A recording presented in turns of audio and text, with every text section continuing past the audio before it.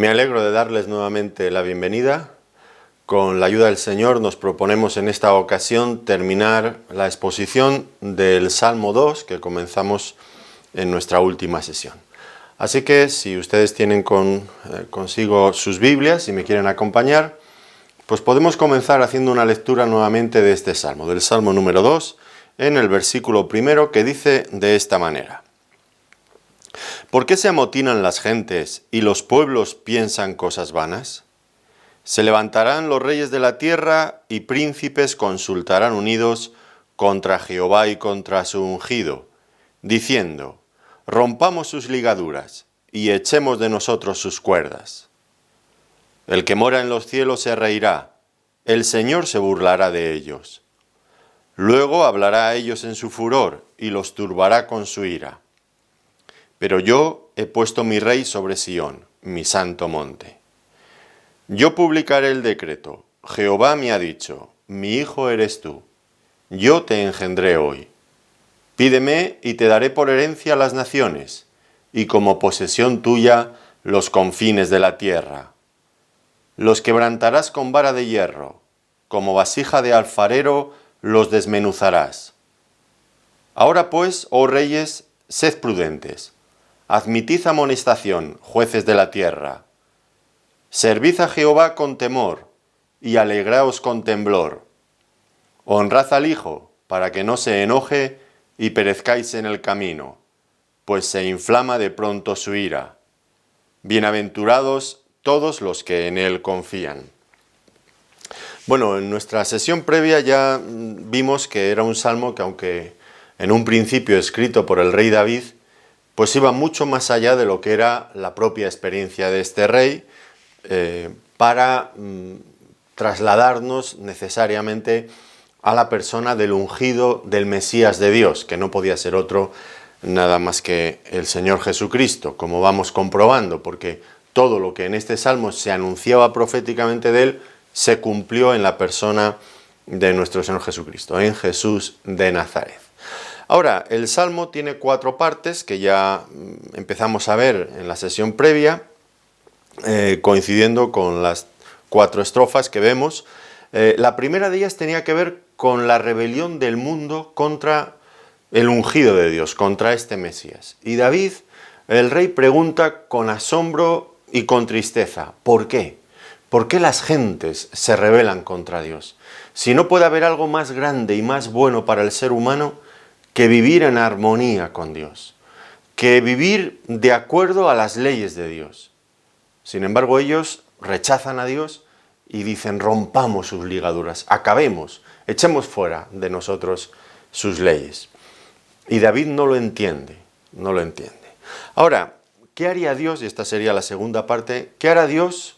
¿Qué habría de hacer Dios una vez que el mundo se levanta y rechaza a su Hijo?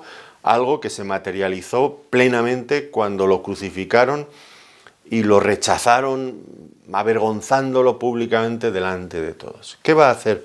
¿Qué iba a hacer Dios?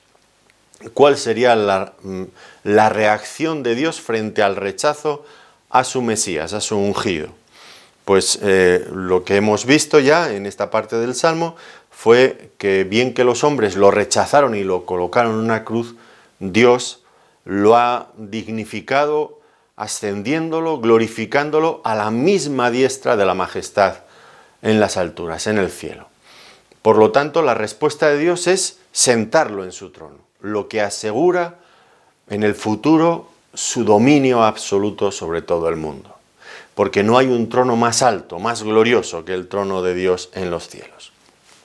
Por lo tanto, esa sería la respuesta de Dios. Ahora llegamos a la tercera parte de este salmo, que tiene que ver con el reino del Hijo de Dios.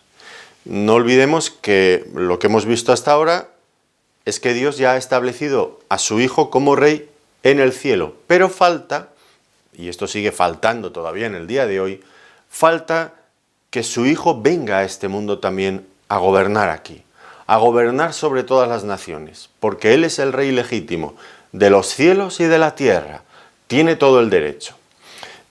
Entonces vamos a ver ahora un poco acerca de este reino. del reino del Hijo de Dios. Versículos 7 y 9, si les parece, los leemos nuevamente, que dicen así: yo publicaré el decreto, Jehová me ha dicho, mi hijo eres tú, yo te engendré hoy. Pídeme y te daré por herencia las naciones, y como posesión tuya los confines de la tierra. Los quebrantarás con vara de hierro, como vasija de alfarero los desmenuzarás. Bueno, pues si en la sección, en la división previa, anterior, quien estaba hablando finalmente era el Padre, ahora quien habla es el propio rey entronizado por Dios. Y lo hace para publicar el decreto de Dios. Es el Mesías quien anuncia el decreto de Dios. ¿Cuál es este decreto de Dios? Pues lo que nos dice aquí: Jehová me ha dicho, mi hijo eres tú, yo te engendré hoy. Y esto pues son expresiones complejas, ciertamente lo son. Y debemos de detenernos para pensar bien en qué significan, por supuesto a la luz del resto de la revelación bíblica, no entresacar expresiones de aquí y analizarlas a la luz de lo que a nosotros nos parece o del uso que pueden tener en este momento ciertas expresiones que pueden ser muy diferentes del uso al que se le daban en el contexto bíblico y en aquella lengua, en aquella cultura, en aquel momento. Este es un ejercicio que siempre cuando nos acercamos a la palabra de Dios debemos de hacer. No pensar como nosotros pensamos, sino pensar como Dios piensa y como pensaban aquellos hombres que estaban escribiendo estas cosas. Pero sí es cierto que tenemos que hacernos preguntas complicadas. La primera cuestión es: ¿quién es este Hijo de Dios? Luego, por otro lado, ¿qué significa que ha sido engendrado? Una pregunta también difícil. Y, por último, ¿en qué momento fue engendrado? Estas tres cuestiones se revisten de mucha importancia y debemos de abordarlas en esta sesión. ¿Quién es este Hijo de Dios? ¿Qué significa ser engendrado? ¿En qué momento es engendrado? Bueno, en primer lugar debemos descartar, como ya dijimos, que el rey David estuviera profetizando acerca de sí mismo o acerca de alguno de sus hijos inmediatos. Aquí se está refiriendo al ungido de Jehová. Y se habla de él en unos términos que por supuesto exceden a todo lo que podía haber esperado o imaginado David en cuanto a él mismo o un hijo natural de él. Un hijo directo, alguien de su siguiente generación. Digo esto porque cuando uno empieza a leer en Segunda de Samuel, de este libro histórico, bueno, llega un punto en que el rey David consigue afianzar su reino, se establece entre el resto de las naciones, de hecho los hace súbditos, tienen que pagarle tributos, impuestos, se siente seguro. Y a partir de ahí el libro de Segunda de Samuel es curioso porque ahí empieza una carrera para la sucesión y los candidatos van intentando ganar posiciones. Y allí vemos historias truculentas, a cuál de ellas más horrible, entre los propios hijos del rey David. Recuerdan la historia de Amnón y Tamar, como el hermano viola a su hermanastra. Recordamos la historia de Absalón, que mata a Amnón por haber violado a su hermana. Absalón al mismo tiempo da un golpe de estado a su padre, que lo echa fuera de la ciudad y crea una guerra civil en Israel. Más tarde llega Adonías, otro hijo del rey David, lo mismo, su padre todavía estaba vivo y él se levanta como rey, aunque Dios ya había dicho, y David lo había dejado claro, que Salomón habría de ser quien ocupara su trono, y allí cada uno estaba aprovechando la oportunidad para hacerse con el trono, y no les importaba absolutamente nada. Si había que matar, se mataba, violar, engañar, mentir, usurpar, llevar una guerra a un país entero con tal de tener lo que ellos querían. ¿Cómo podían ser estos hijos de David, los herederos a los que se refiere aquí, los hijos de este ungido al que hace referencia aquí el Salmo 2? Pues evidentemente no es a ellos a los que se refería. Estaba hablando de un hijo en la distancia, sí, un heredero del rey David, de su linaje, pero no inmediatamente. Y un hijo diferente, diferente, muy diferente. El hecho también de que no se refiere a David, pues queda también claro por la interpretación que hace en esta ocasión el apóstol Pedro en Hechos de los Apóstoles en el capítulo 2, versículo 29, cuando habla de estas promesas que Dios había hecho a su pueblo Israel y dice, bueno, esto no se puede referir a David porque David no subió a los cielos, como se dice aquí, que fue ascendido y entronizado, glorificado a la diestra de la majestad en las alturas. No se puede referir a David, dice Pedro, porque su sepulcro está entre nosotros hasta el día de hoy. Así que no es él quien subió a los cielos. Para luego pasar inmediatamente en el discurso de Pedro a hablar del Señor Jesucristo, que su tumba ya no estaba allí. Bueno, la tumba estaba allí, pero estaba vacía, porque él había ascendido al cielo. En Cristo se cumplía perfectamente esto que estamos viendo. Por lo tanto, de quien David estaba hablando era de alguien infinitamente mayor a sí mismo y no exactamente un hijo de esos que él conoció, sino alguien mucho mayor. Tendría que tener una naturaleza diferente. No solamente la naturaleza humana, sino, como aquí se nos dice, también la naturaleza divina. Notemos el decreto de Dios, mi hijo eres tú. Es decir, aquellos descendientes humanos de David, pues no eran parte de la solución, sino realmente parte importante del problema. Sería necesario alguien diferente, un hijo de Dios, que fuera hijo de David, según la carne, sí, como hombre, pero al mismo tiempo que tuviera esta naturaleza divina.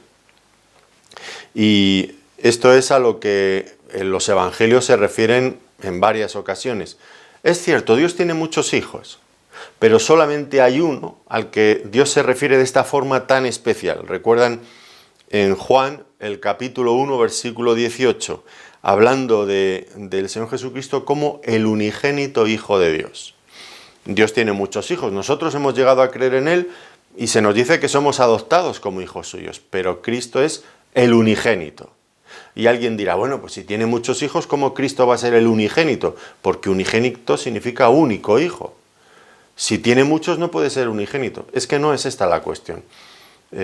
Normalmente en la Biblia estas expresiones no se utilizan, como decía antes, de la misma manera que nosotros lo hacemos en nuestras relaciones humanas. Dios, es cierto, se rebaja, se humilla a usar nuestro propio lenguaje para expresarnos verdades eternas, verdades que tienen que ver con la divinidad. Pero cuidado, no intentemos apurar al máximo hasta las últimas consecuencias cada una de estas expresiones, porque evidentemente nos equivocaremos. Muchas de estas expresiones tienen mucho que ver no tanto con la realidad que nosotros cotidianamente en la que pensamos, sino tienen que ver con títulos. Son títulos del Mesías, el unigénito. Lo que entendemos es que es único, único en su esencia, único en la relación que tiene con el Padre, único en su gloria, único en su majestad. Es un hijo especial, diferente de todos los demás. Los demás están en otra categoría, son hijos, pero de otro tipo. El Mesías es el unigénito. Tiene tal gloria que no puede ser otro nada más que Dios mismo, tal como una y otra vez va apareciendo a lo largo de todas las Escrituras. Claro, alguien dirá, como he mencionado, bueno, pero también se dice de los hombres que son hijos de Dios, o en el libro de Job se habla de los ángeles como hijos de Dios. Bueno, es curioso porque precisamente el autor a los hebreos utiliza este salmo para precisamente subrayar la infinita distancia que existe entre el Hijo de Dios y los ángeles. En Hebreos, en el capítulo 1, los versículos del 5 al 14, les recomiendo que lo lean. Ahí el autor a Hebreos está haciendo referencias constantes a distintos salmos, pero uno de ellos es este. Y allí pregunta, ¿porque a cuál de los ángeles dijo Dios jamás? Y este es el decreto que está aquí explicado en el Salmo 2. ¿A cuál de los ángeles dijo Dios jamás, mi hijo eres tú, yo te he engendrado hoy? Pues no se le ha dicho a ningún ángel. Porque el Señor Jesucristo, el Hijo de Dios, el unigénito de Dios, no es igual que los ángeles, no es igual que los hombres, es Dios, es Dios. Y eso queda clarísimo cuando el propio autor a los hebreos dice, a ese Hijo siéntate a mi diestra hasta que ponga a tus enemigos por estrado de tus pies.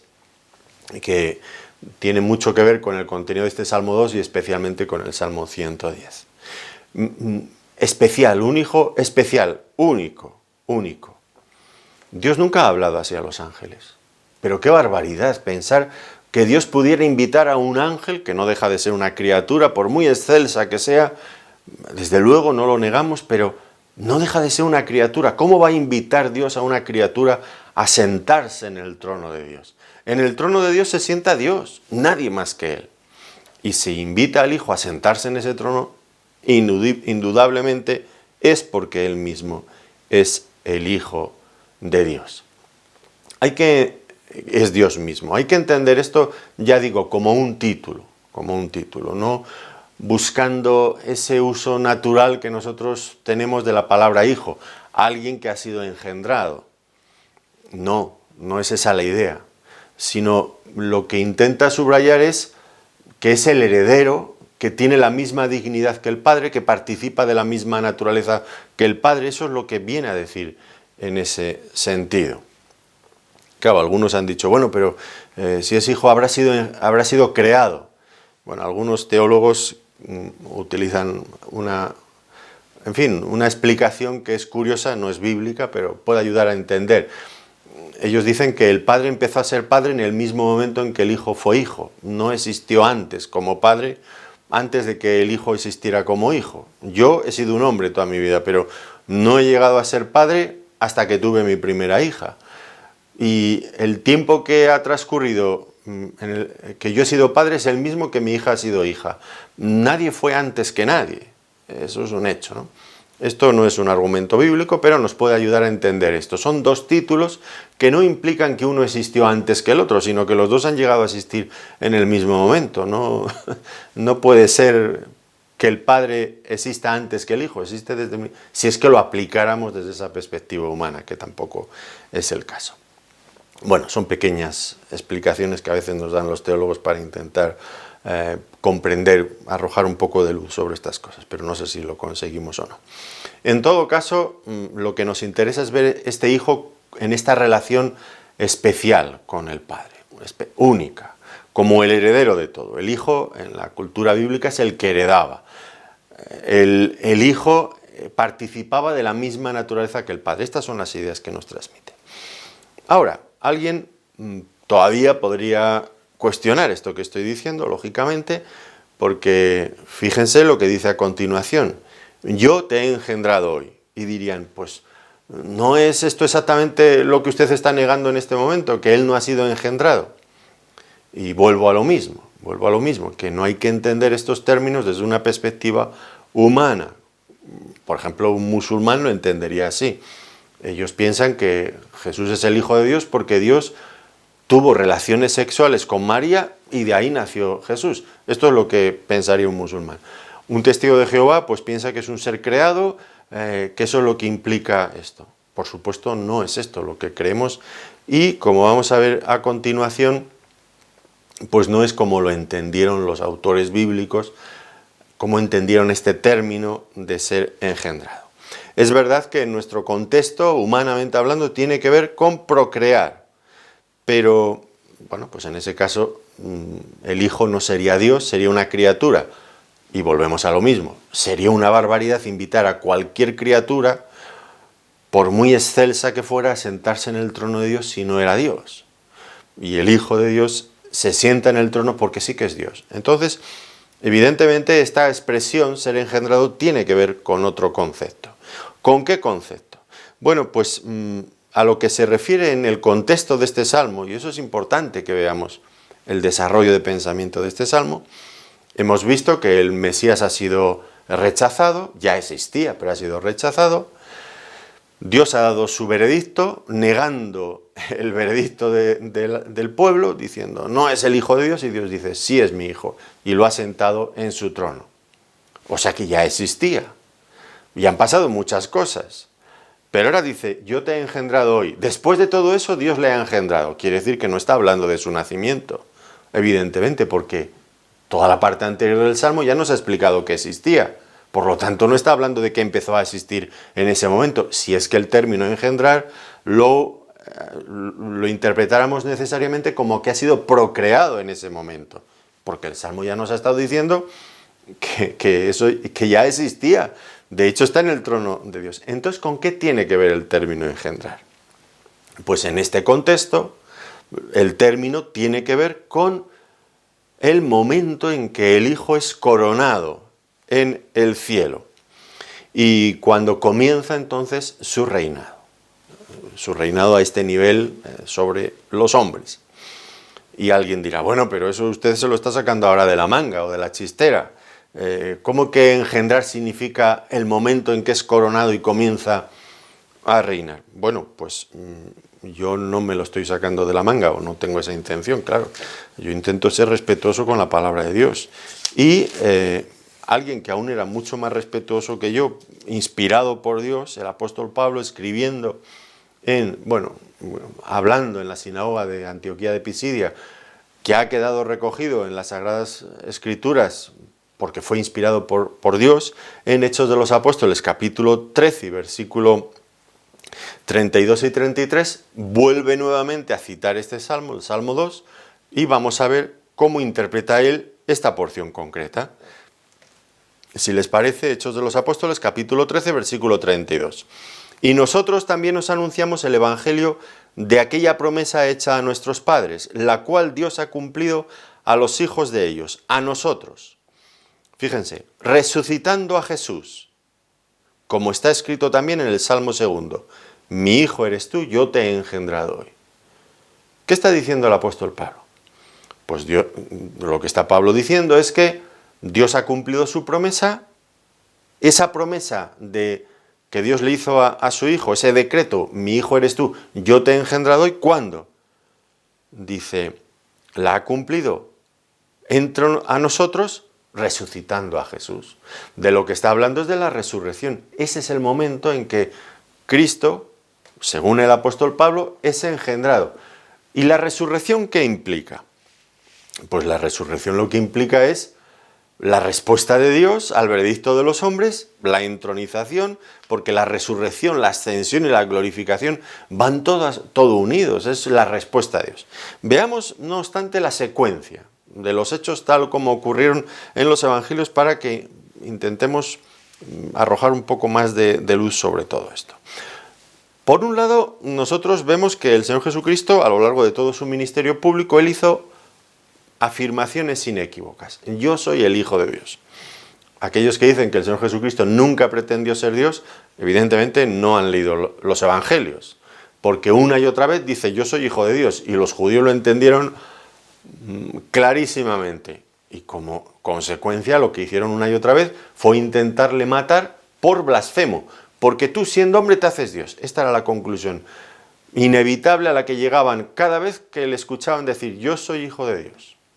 El Padre que me envió, una y otra vez en el Evangelio de Juan, una y otra vez repitiendo ese concepto, el Padre que me ha enviado, Él me ha dado para hacer las obras, Él me ha enseñado Él me ha dicho lo que tengo que decir, el Padre que me ha enviado. Y ellos se ponían nerviositos y querían matarlo por blasfemo. Y el Señor Jesucristo nunca dijo, tranquilos, que yo no quiero decir eso.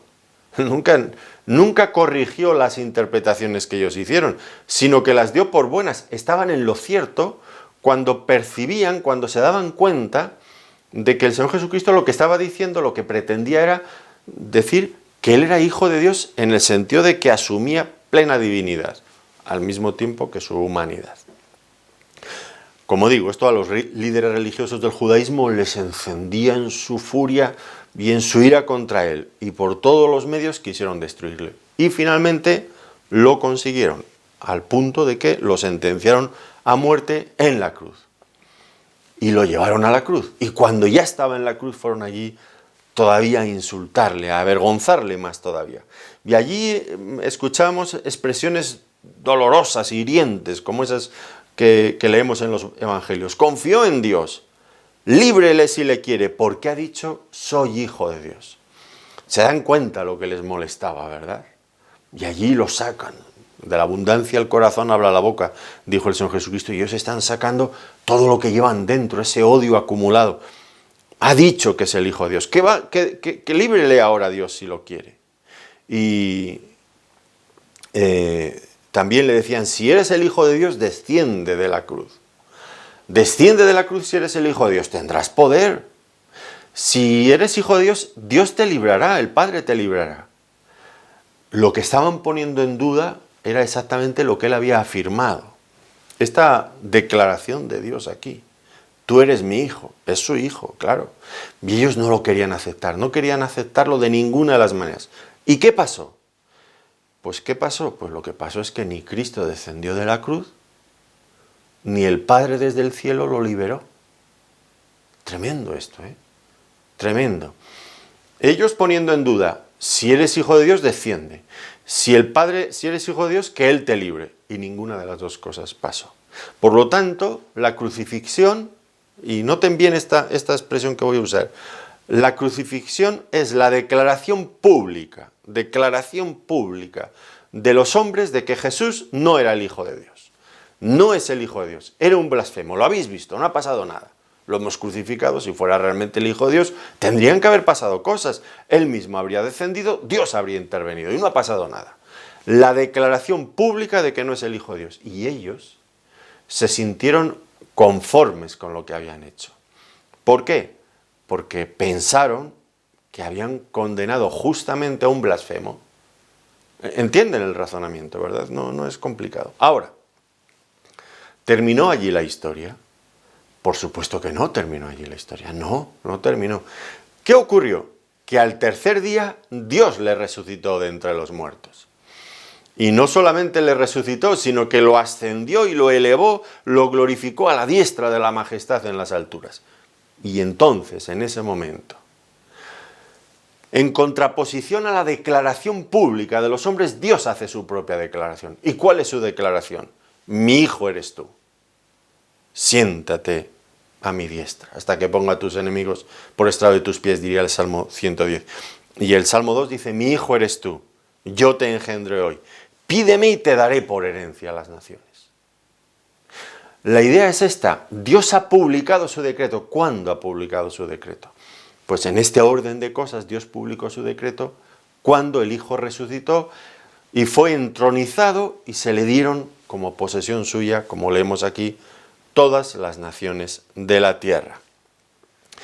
Esto es otra vez confirmado por el propio apóstol Pablo, otra vez en esta ocasión en la epístola que escribió a los romanos, Romanos capítulo 1, en los versículos 3 y 4. Fíjense, Romanos 1:3, dice, acerca de su Hijo, nuestro Señor Jesucristo, que era del linaje de David según la carne. Vuelvan a notar aquí la expresión, que fue declarado, lo mismo, el decreto de Dios, que fue declarado Hijo de Dios con poder, según el Espíritu de Santidad, y noten aquí, por la resurrección de entre los muertos. Fue declarado Hijo de Dios por la resurrección de entre los muertos. La resurrección contradecía, se oponía, anulaba el decreto previo de los hombres. No es el Hijo de Dios. Y Dios dice, sí que es mi Hijo. Sí que es mi Hijo. Y por lo tanto ahora Dios lo eleva hasta lo sumo. Le resucita y lo eleva hasta la diestra de la majestad. Y le dice, pídeme y te daré por herencia las naciones. Y como posesión tuya los confines de la tierra. Evidentemente esto no encajaba con lo que era la historia de David, del rey David, pero sin embargo encaja perfectísimamente con la vida, con el ministerio de nuestro Señor Jesucristo. Y solo un ser así, de esa dignidad, de esa grandeza, podía ser el heredero de todo, como aquí se dice. Pídeme y te daré por herencia todas las naciones, y como posesión tuya los confines de la tierra. Él es el único que tiene el derecho legítimo para gobernarlo y para juzgarlo. Como vamos a ver, las dos cosas van a ocurrir, porque la figura del rey y del juez eran una sola en el Antiguo Testamento. Y él tiene el derecho legítimo de gobernar este mundo. Y esto es una buenísima noticia. No una buena, es una buenísima noticia para el hombre. ¿Por qué? Porque no va a ser otro hombre, como decía antes, un descendiente natural de David, como aquellos de los que antes he mencionado, que ya digo, no eran parte de la solución, sino del problema. No va a ser un hombre quien traiga solución a este hombre, porque el hombre no puede, el hombre es la causa, es el causante de los problemas de este mundo. El hombre es el que ha sumido este mundo en miseria, en desgracia, ha traído la tristeza y la desesperación a tantos hombres. Y cuanto más intentan gobernar este mundo, peor lo ponen, peor lo ponen. No hay hombre, no hay gobernante, ahora tenemos esta pandemia encima y todas las naciones creo, bueno, no todas, pero la mayoría, hasta donde yo oigo, pues hacen comentarios, casi prácticamente todas, de que los gobernantes van detrás de los problemas, improvisando en cada momento, ver cómo se adaptan intentan dar el paso al mismo tiempo que el problema, porque antes que el problema no lo dan, no son capaces, no son capaces. Esta pandemia nos ha encontrado a todos con los deberes sin hacer en la mayoría de los casos, con el pie cambiado. No. Los hombres no tienen recursos y en cierto sentido, pues vemos que el hombre fracasa una y otra vez en todo esto. Fracasan nuestros gobernantes, pero fracasan también nuestros filósofos. Fracasan también nuestros economistas. Fracasan también nuestros ideólogos. Ayer escuchaba un videoblog de un periodista, hablaba de un libro que a veces he mencionado, de un autor judío que es ateo, pues hasta la médula, Homo sapiens Homo Deus, me parece que se titula el libro, y el periodista hablaba, no citaba al autor, pero citaba un poco el libro. La idea es que en ese libro, ese autor, la idea es que el hombre, con la tecnología y el control que ahora tiene de todas las cosas, pues ha llegado a ser dueño de su futuro. Y este periodista decía, este pequeño microscópico virus que se nos ha metido en la sociedad sin que sepamos bien cómo, pues nos ha demostrado que el hombre no es Dios, que el hombre es hombre. Hombre con toda su fragilidad, con toda su debilidad. Y decía este periodista, me llamó la atención, pero bueno, Dios quiera que realmente este mundo reaccione. Decía él que esto es una cura de humildad para el ser humano. Claro que sí, claro que sí. Una cura de humildad para el ser humano, tan prepotente como se siente. Yo tengo el control de todo, porque domina la tecnología, porque domina algunas cositas por aquí y por allá. Yo tengo el control. Y un microscópico virus acaba con todo el mundo. Es increíble. Bueno, acaba no, pero nos encierra en nuestras casas, derrumba la economía, etcétera, etcétera, etcétera. Pues el hombre es incapaz de gobernarse, ni de solucionar los grandes problemas y los grandes retos que tiene por delante. Es una cosa imposible para el ser humano, imposible. Los hombres hemos convertido este planeta en un auténtico infierno, un sitio que, en cierto sentido, y esto que voy a decir puede sonar muy raro, ¿no? Pero en cierto sentido esta crisis, esta pandemia es un respiro para la creación, que va a prolongar su vida natural en cierto sentido. Me recuerda un poco aquellas palabras del Señor cuando hablaba de los juicios en Israel: seréis llevados fuera y la tierra descansará de vosotros. La tierra descansará, y ya lo creo que está descansando la tierra del ser humano y de los efectos nocivos que traemos sobre esta tierra. Quizás sea de las poquísimas cosas buenas que están pasando, ¿verdad? En cierto sentido, a este nivel humano, ¿no? Este planeta vuelve a respirar, la contaminación está desapareciendo rápidamente. En fin, los pájaros cantan con nueva alegría, me parece a mí también, según los escucho desde mi casa. El cielo es más claro. Bueno, puede haber cosas que podamos aprender de esta crisis, tanto las lecciones de humildad como ver cómo Dios tiene que intervenir de alguna manera también a veces para para impedir que el hombre lleve adelante todos sus nefastos planes sobre este mundo, porque lo estamos destruyendo. Los políticos y los pensadores se dan cuenta, estamos destruyendo el mundo, pero nadie pone freno a la locura del ser humano. ¿Y quién entonces va a gobernar este mundo? Para cambiarlo, para que este mundo pueda ser diferente. Y estas son las buenas noticias, que quien lo va a gobernar es alguien muy diferente. Es el mismo Hijo de Dios, a quien se le ha dado todo el poder, quien ha sido ya exaltado hasta lo sumo.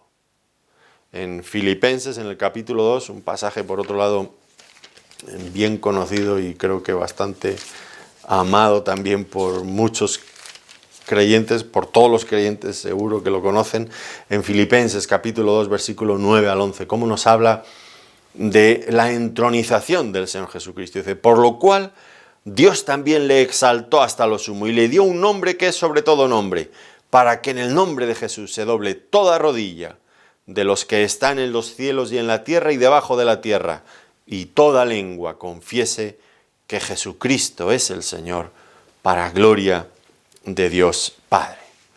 Él tiene todos los reinos y tiene todo el derecho, todo el derecho. Ahora Dios le ofrece todos los reinos. Y nosotros vemos esto como una buenísima noticia. Va a haber alguien diferente que va a traer la paz a este mundo. No va a ser ninguno de los hombres que usted conoce ahora, ningún político. Va a ser el mismo Hijo de Dios que descenderá desde el cielo para traer su reino de gloria. Ahora, en cuanto a esto, cuando aquí Dios en su decreto le dice, pídeme y te daré por herencia a todas las naciones hasta los confines de la tierra, curiosamente, aquí hay algo paradójico en cierto sentido, ¿no? Porque el mismo Satanás le había ofrecido eso el día de la tentación, ¿se acuerdan, no? Todo esto te daré, le mostró todos los reinos de este mundo, todo esto te daré si postrado me adorares. Ahora, ¿cuáles eran las exigencias, las condiciones que el diablo ponía? Bueno, pues que se olvidara de ir a la cruz y que le rindiera tributo, le rindiera honor y adoración al diablo. ¿Y qué dijo el Señor Jesucristo? Pues evidentemente un no rotundo. Por supuesto que no.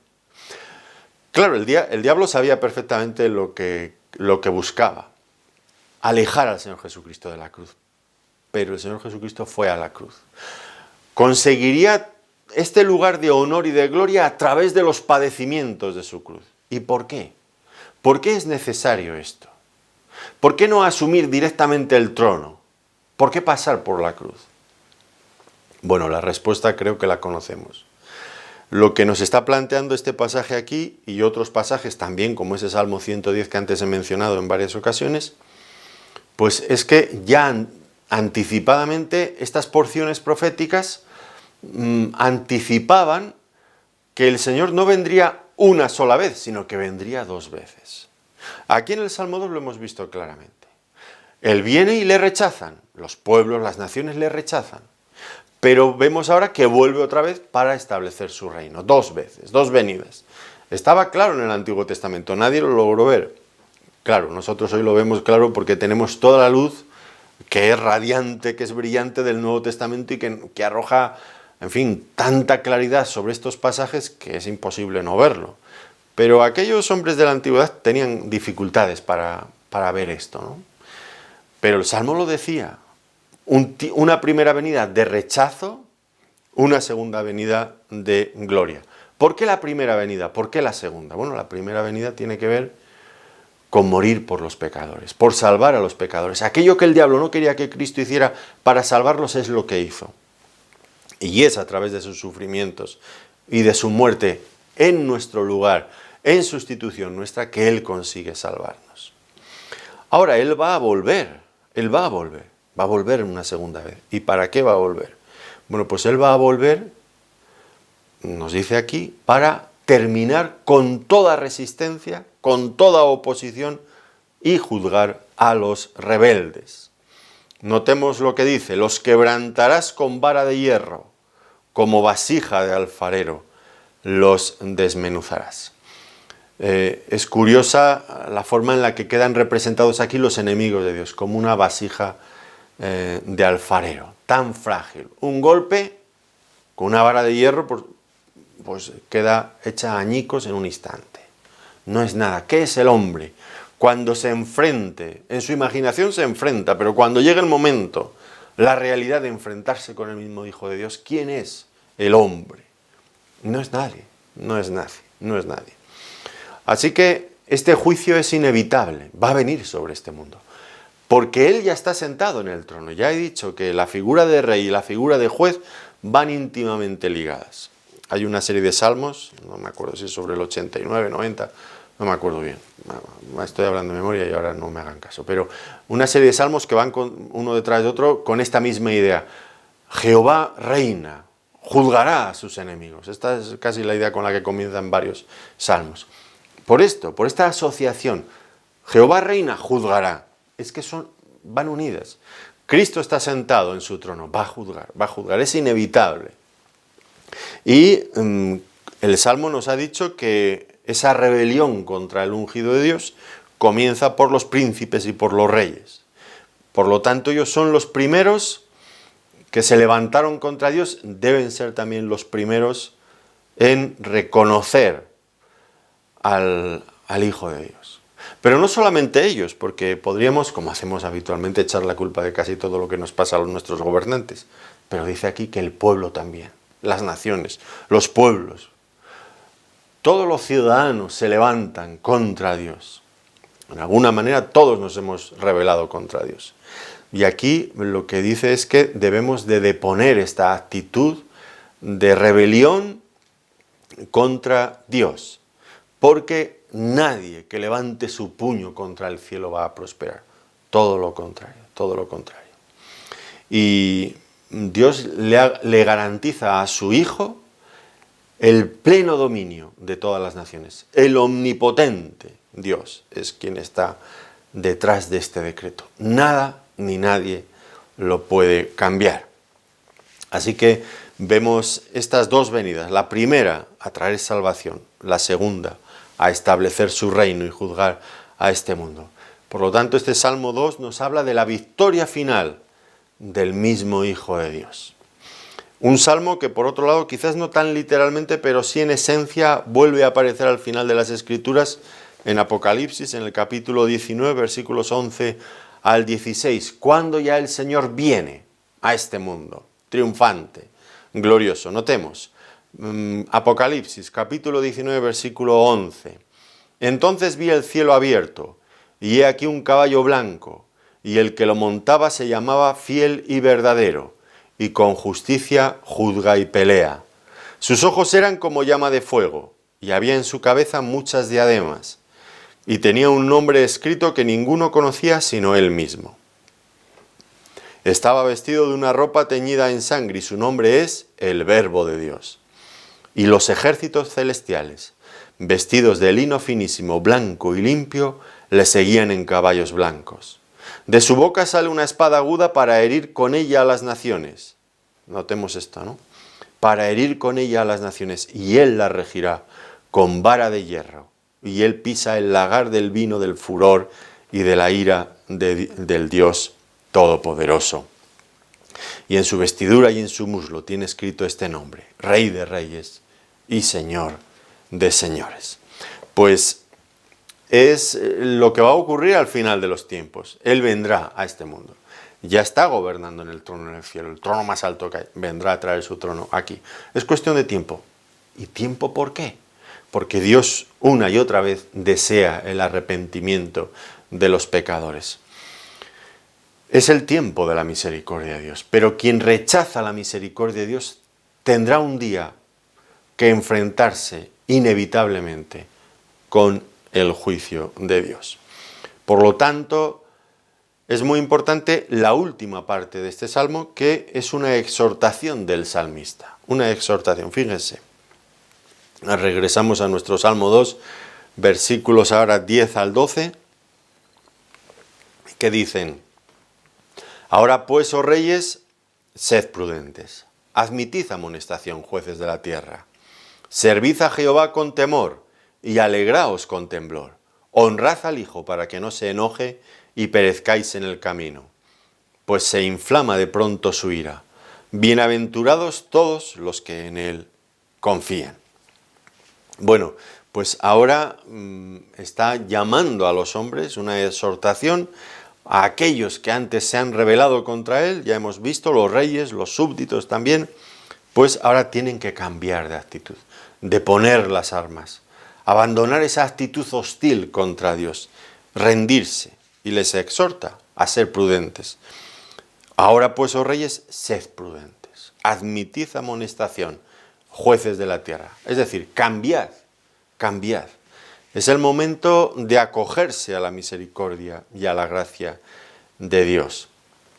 Y esto es asombroso porque después de todo lo que el Salmo nos ha dicho, la enemistad, el odio del hombre contra Dios, ¿cómo puede ser que Dios todavía tenga paciencia y misericordia sobre esta humanidad, dándoles oportunidades para que se reconcilien y estando Dios dispuesto a cambiar el futuro de los hombres por un futuro glorioso, cuando lo que merecemos es el juicio por nuestros pecados? Dios extiende su misericordia. Y lo paradójico, una vez más, es que el hombre la rechaza. Pero aquí el salmista está exhortando a los hombres: sed prudentes, admitid amonestación, dejaros aconsejar, cambiar de actitud, aprovechar la oportunidad maravillosa que se extiende delante de vosotros. Esto es lo que el salmista nos está diciendo aquí. No tiene sentido, no vale la pena seguir rebelándose contra Dios. Y ahora Dios les explica, nos muestra lo que es la actitud que le espera, este cambio que espera en nosotros. Y lo que viene a decirnos es que admitamos su señorío, aceptemos sus leyes, su palabra de Dios como la norma de conducta para nuestras vidas. Fijémonos lo que dice aquí. Servid a Jehová con temor y alegraos con temblor. Servicio con temor, que aquí tiene que ver con santa reverencia.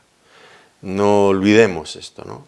Y dice, y con alegría, que es, bueno, pues este gozo que nos produce el hecho de que Cristo reina. El temor como reverencia, la alegría, el gozo. A veces los creyentes perdemos un poco la noción de estas cosas. O enfatizamos excesivamente la alegría y nos olvidamos de la reverencia, o a veces somos tan reverentes que casi ni manifestamos ningún tipo de alegría por servir y por adorar a Dios. Pero es la combinación de ambas cosas, en su medida justa, lo que espera Dios de nosotros. Honrad a Dios, servidle con alegría. Es la idea, ¿no? Con reverencia, temed a Dios. Y dice esto que estoy diciendo también, honrad al Hijo, que aquí la idea de honrar implica, por supuesto, adoración. Esto está fuera de toda duda. Adoración, lealtad, sometimiento, afecto. Honrad al Hijo. Honrad al Hijo. El Señor Jesucristo dijo, el que no me honra a mí, no honra al Padre que me envió. Y les dijo a los judíos, vosotros me deshonráis, lo que implicaba que deshonraban también al Padre. No honraban en este sentido de reconocerle como Dios, como Señor, como soberano de nuestras vidas. Literalmente la idea de honrarle sería algo así como besar sus pies. Esto queda perfectamente reflejado en ese momento cuando el Señor Jesucristo, en Lucas, en el capítulo 7, cuando estaba invitado por Simón, el fariseo, en su casa, y aquella mujer, una mujer pecadora, de mala vida, se introduce a medio a escondidas y se cuela por allí entre unos y otros y logra llegar hasta donde estaba el Señor y se pone a sus pies. Y derrama un perfume carísimo y enjuga sus pies con sus cabellos, que en una posición de total reverencia, humillada, inclinada ante Él. Besad sus pies, honradle. Esta mujer creo que ilustra perfectamente lo que Dios espera de nosotros, lo que espera que hagamos con su Hijo, que le honremos de esta forma. Porque es imposible honrar al Padre si no honramos al Hijo. Esto quedó claro en los Evangelios, pero queda claro aquí también.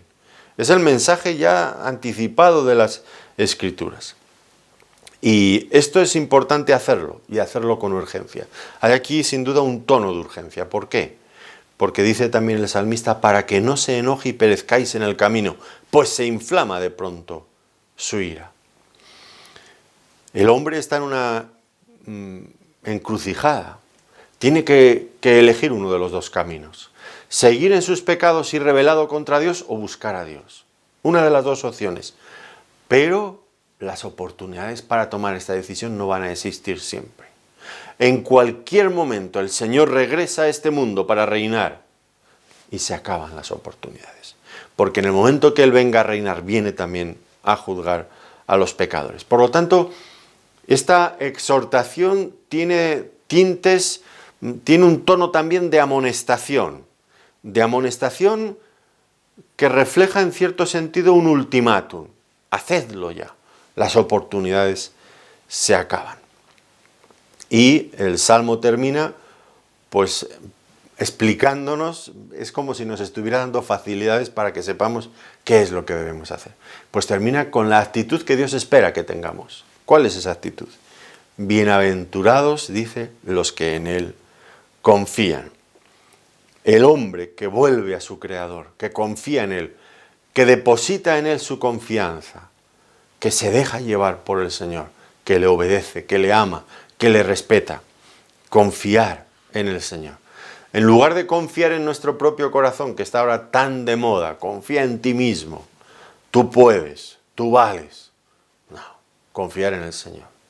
Y no fiarnos nada de nuestro malvado corazón. Esta es la actitud. Una actitud de regreso nuevamente al Padre. Sí, tal vez nos hemos ido muy lejos y el camino es largo, pero hay que regresar.